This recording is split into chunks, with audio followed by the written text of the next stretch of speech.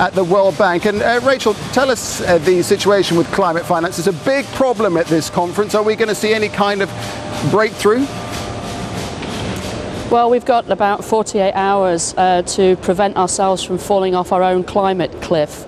Lots of conversations about the fiscal cliff in the US, but here we have a climate cliff. And I think the way to think about it is that a year ago, the governments agreed that they would create a climate fund. You could think about it as a pension fund for the planet. And there's a bit of unfortunate brinksmanship going on here. You know, should the money be put on the table and then the organisational arrangements for that fund worked out, or should some of those organisational arrangements be worked out before people will put money on the table? I think it's very clear that to build Rachel, confidence, some of that money has to be pledged. Can I just jump in? What you're talking about there is $100 billion a year by 2020, is it? Well, the number that everybody's working around is that we will need $100 billion a year by 2020.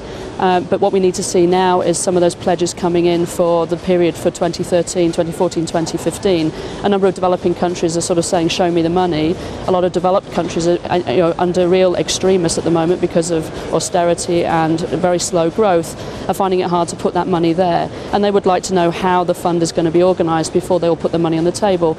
We would expect that this brinksmanship will get beaten by Friday night when people bring this negotiation to an end. From our perspective, we desperately want to see confidence built, we want to see some pledges, and we want to see sensible organisational arrangements in place.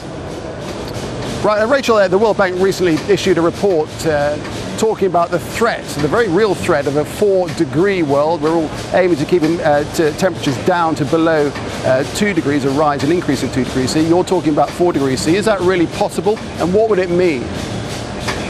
Yeah, we put out a report called Turning Down the Heat, and it was a summary of the global climate science, and the science is clearly demonstrating that even if we meet all of the pledges that have been made today, we're going to overshoot a 2-degree world. We're going to go above 3 degrees to 4 degrees. Now, a 4-degree world is devastating for many regions of the world. It means that 30% of the cropland in Africa will be unusable. For coastal cities, they're going to see real problems as sea levels rise.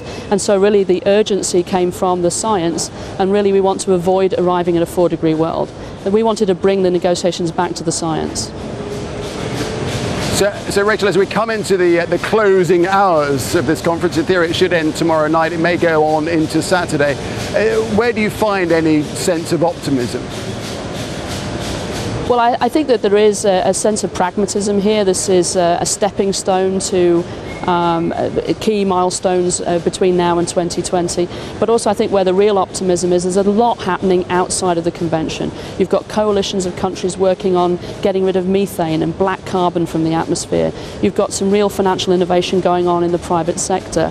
And so while the convention itself sometimes gets stuck, you know, with just a few hours to go, there's a physics to negotiation after all. The real energy is in the kind of coalitions of the working, as people are calling it, really getting on with the problems that can be arrested here and now. And I think that that's where the energy really comes from.